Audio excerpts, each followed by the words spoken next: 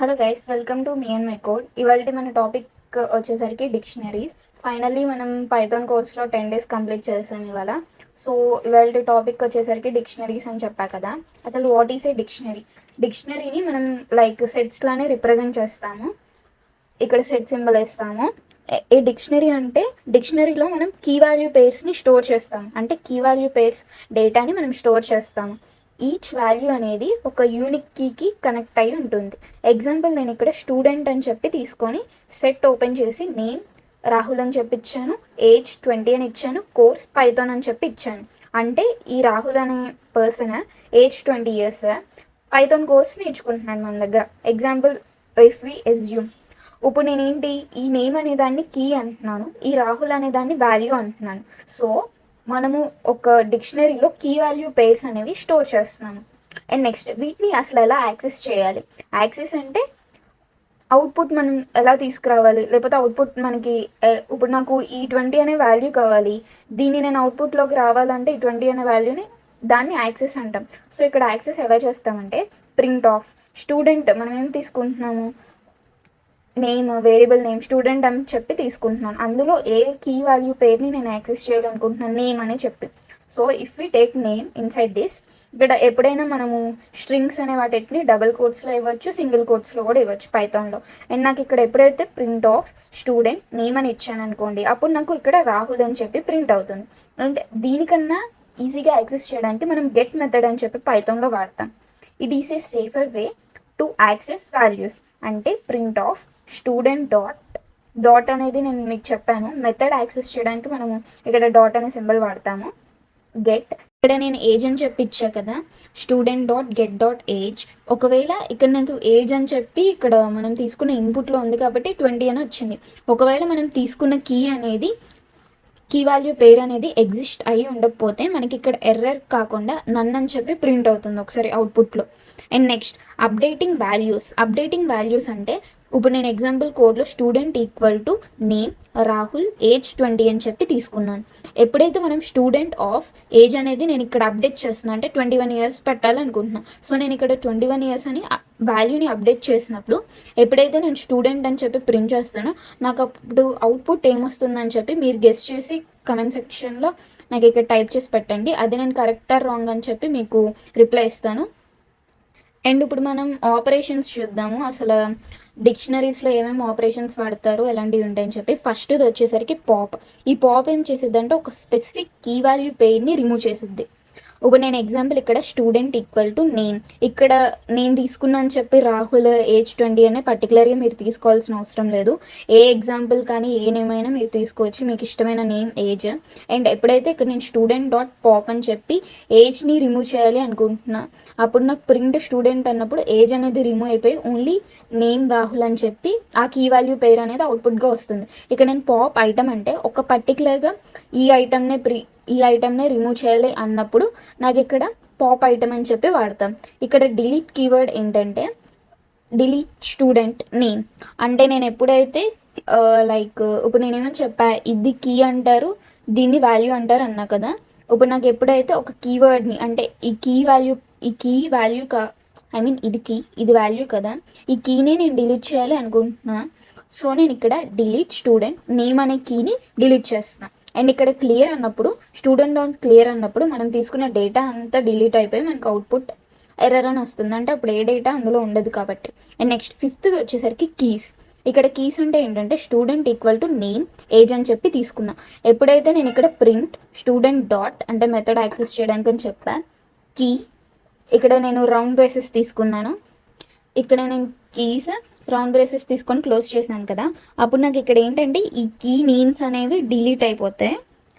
ఈ key names అనేవి నాకు ఇక్కడ అవుట్పుట్లో ప్రింట్ అయ్యి వస్తాయి. అబ్జర్వ్ చేయండి, ప్రింట్ స్టూడెంట్ డాట్ కీస్ అని చెప్పి తీసుకున్నాను.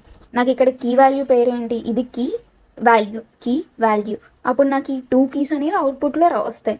అంటే డిక్షనరీ కీస్ నేమ్ ఏజ్ అని చెప్పి ప్రింట్ అవుతుంది. అండ్ నెక్స్ట్, ఇప్పుడు నేను ఓన్లీ అలానే ఇక్కడ కీస్ ప్రింట్ చేసినట్టు వాటి వాల్యూస్ కూడా ప్రింట్ చేయాలి అనుకుంటున్నా. లైక్ రాహుల్ అండ్ 20 ఇయర్స్ అని చెప్పి.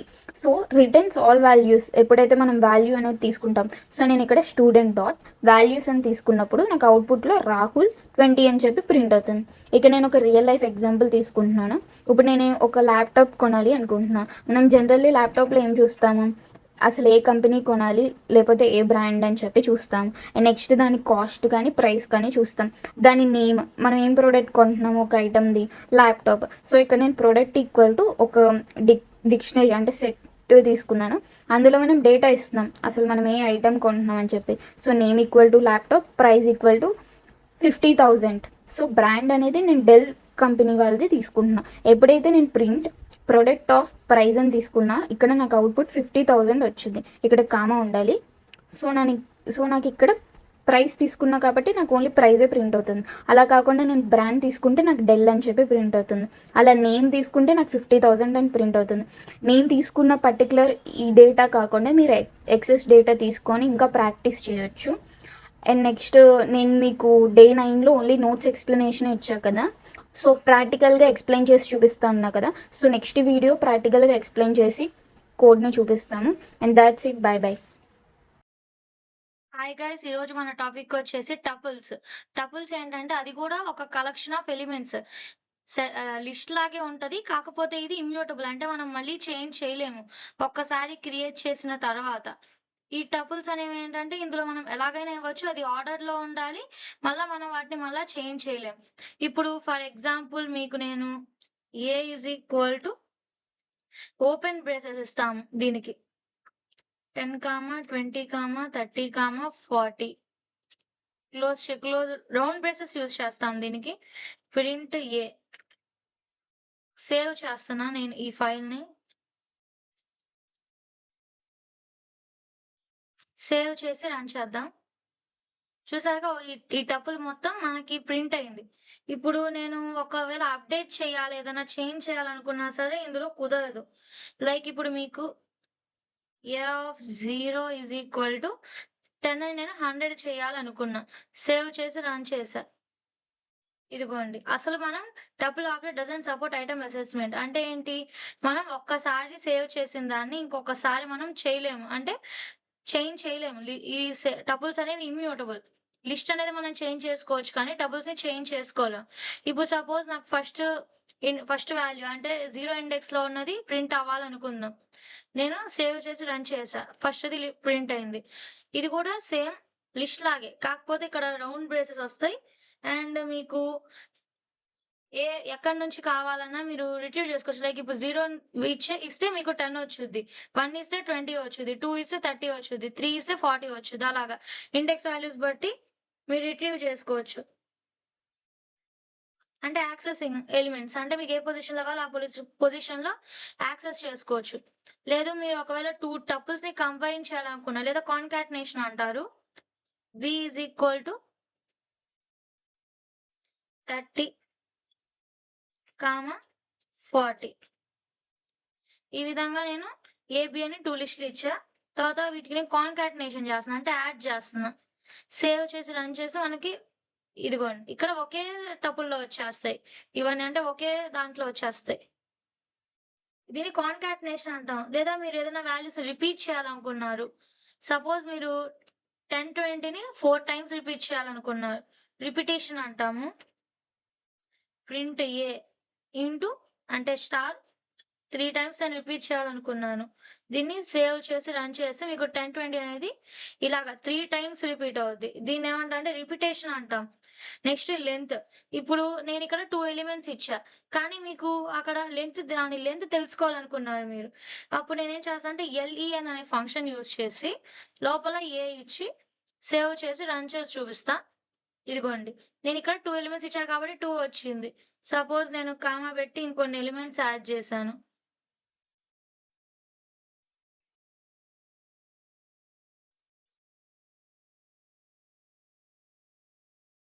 సేవ్ చేసి రన్ చేసి చూద్దాం. ఇదిగోండి 5. అలా మనం లెంత్ ఫైండ్ ఔట్ చేయొచ్చు. లేదా మీరేదన్నా ఒక మెంబర్‌షిప్ లాగా అంటే మెంబర్‌షిప్ ఆపరేటర్స్ లైక్ ఇప్పుడు మీరేదైనా నంబర్ అందులో ఉందో లేదో చెక్ చేయాలనుకున్నారు. ఇన్ని యూజ్ చేసి చెప్పొచ్చు. ఇప్పుడు 5 అనేది ఏలో ఉందా లేదా అని నేను చెప్పాలనుకున్నాను. ఇన్ ఆపరేటర్ అంటే 5 ఇన్ ఏ అని యూజ్ చేసి సేవ్ చేసి రన్ చేస్తాను. ఇక్కడ మనకి boolean values like true, false వస్తాయి. 5 అనేది ఈ లిస్ట్‌లో ఉంది కాబట్టి మనకి ట్రూ వచ్చింది. లైక్ ఇప్పుడు నేను 55 ఇచ్చా. సేవ్ చేసి రన్ చేసి చూపిస్తాను. ఇదిగోండి ఫాల్స్ వచ్చింది. ఈ విధంగా మనకి డిఫరెంట్ వస్తాయి. తర్వాత సెట్స్ ఇన్ పైథాన్. సెట్స్ అనేవేంటంటే కర్లీ బ్రేసెస్‌తో ఇండికేట్ చేస్తా. లైక్ ఇప్పుడు దీన్ని సెట్ కింద మార్చాలంటే నేను రౌండ్ బ్రేసెస్ తీసి కర్లీ బ్రేసెస్ పెట్టుకుంటే మనకి సెట్స్ అయిపోద్ది. ఇప్పుడు నేను ఏని ప్రింట్ చేయాలనుకుంటున్నా. ఏ అనే సెట్‌ని సేవ్ చేసి రన్ చేసి చూపిస్తాను. ఇదిగోండి సెట్ అనేది మనకి ప్రింట్ అయింది. సెట్ అనేది మనకి యూనిక్ ఎలిమెంట్స్. అంటే మీరు ఎలాగైనా ఇవ్వచ్చు. ఆర్డర్‌లో ఉండాలని ఏం లేదు. మళ్ళా ఇంకోటేంటంటే మీరు సెట్స్ అనేవి మనకి కొన్ని ఆపరేషన్స్‌తో వస్తాయి. అంటే కొన్ని ఆపరేషన్స్ మన సెట్స్ మీద పెర్ఫార్మ్ జేయొచ్చు. ఇది ఆర్డర్‌లో ఉండాల్సిన అవసరం లేదు. లైక్ యూనియన్ ఆపరేషన్ అంటే ఇప్పుడు 2 సెట్స్‌ని మీరు కలపాలనుకున్నారు. యూనియన్ అంటే ఏంటి? కలపటమే గదా! ఇప్పుడు నేను 10, 20 తీసుకున్నా. బి ఈజ్ ఈక్వల్ టు 8, 5, 6 తీసుకున్నా. వీటిని నేను స యాడ్ చేయాలనుకున్నా. అంటే యూనియన్ చేయాలనుకున్నా. మనం ఈ స్ట్రెయిట్ లైన్ యూజ్ చేసి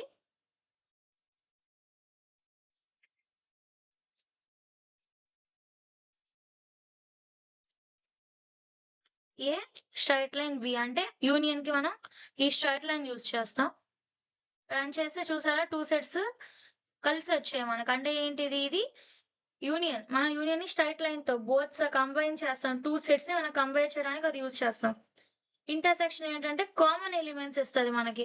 ఇప్పుడు నేను పైన దాంట్లో గూడా 5 ఇచ్చా. సపోజ్ 3 ఎలిమెంట్స్ ఇచ్చాను.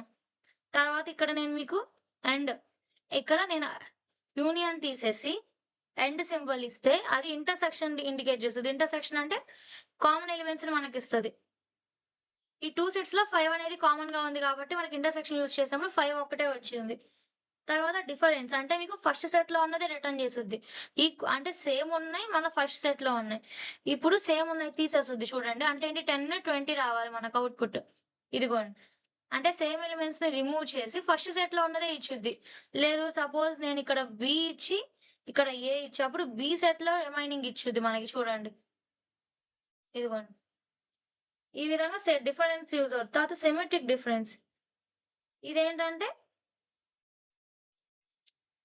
మనకి ఇది either set but not in both. అంటే ఏంటి? రెండిట్లో 2 సెట్స్‌ని ఇచ్చుద్ది కానీ కామన్‌వి ఇవ్వదు. ఇప్పుడు మనకి సిమెట్రిక్ డిఫరెన్స్ అంటే ఏంటంటే బోత్ సెట్స్‌లోవి ఇస్తది. కాతే కామన్‌వి ఇవ్వదు. మనకి మైనస్ డిఫరెన్స్ ఇస్తే ఫస్ట్ సెట్ ఏ మైనస్ బి చేస్తే. బి మైనస్ ఏ చేస్తే సెకండ్ సెట్‌లో మిగిలినవి ఇచ్చుద్ది. ఇదేంటంటే మనం పవర్ సింబల్ యూజ్ చేస్తాం. ఇ ఏ, బి. ఇక్కడేంటంటే 2 సెట్స్‌లో 5 ఒక్కటి రిమూవ్ చేసి, మనకి కామన్‌గా లేని ఎలిమెంట్స్ ఇచ్చుద్ది. చూడండి 2 సెట్స్‌లోవి ఇచ్చుద్ది ఇక్కడ. ఇదిగోండి. 5 ఒక్కటే ఇవ్వల. ఈ విధంగా ఈ ఆపరేషన్స్ మనం దాని మీద పెర్ఫార్మ్ జేయొచ్చు. ఇప్పుడు మనం సెట్స్ మీద ఆపరేషన్స్ చూద్దాం. ఇప్పుడు నేను ఏ అనేది ఒక సెట్ ఇచ్చాను. దీనికి నేను ఏదైనా ఎలిమెంట్ యాడ్ చేయాలనుకుంటున్నాను. ఈ లిస్ట్‌కి నేను ఒక ఎలిమెంట్ యాడ్ చేయాలంటే మనం యాడ్ ఫంక్షన్ యూజ్ చేస్తాం. A dot add of element అంటే మనం యాడ్ ఆఫ్ ఎలిమెంట్ అంటే ఏ ఎలిమెంట్ యాడ్ చేయాలనుకుంటున్నామో ఆ వాల్యూ ఇవ్వాలి. ఇప్పుడు నేను సపోజ్ 15 యాడ్ చేశాను. తర్వాత దీన్ని ప్రింట్ చేయాలనుకున్నాను. ప్రింట్ చేయడానికి నేను ఇది ఇచ్చి ఇప్పుడు రన్ చేసి చూపిస్తా చూడండి. ఇదిగోండి. నాకు 15 యాడ్ అయింది. యాడ్ అనేది ఏంటంటే ఒక సెట్‌కి యాడ్ చేయడానికి ఎలిమెంట్స్ యాడ్ చేయడానికి సింగిల్ ఎలిమెంట్ యాడ్ చేయడానికైతే మనం యాడ్ ఆపరేషన్ యూజ్ చేస్తాం. లేదు ఇప్పుడు నేను ఒక 10 అనే ఎలిమెంట్‌ని పాప్ చేయాలనుకున్నా. సపోజ్ ఇప్పుడు నేను యాడ్ తీసేసి పాప్ అంటే సింగిల్ ఎలిమెంట్‌ని నేను రిమూవ్ చేయాలనుకున్నా. పాప్ ఇచ్చినప్పుడు ఏంటంటే మనకిక్కడ సారీ వెయిట్ ఎ మినిట్.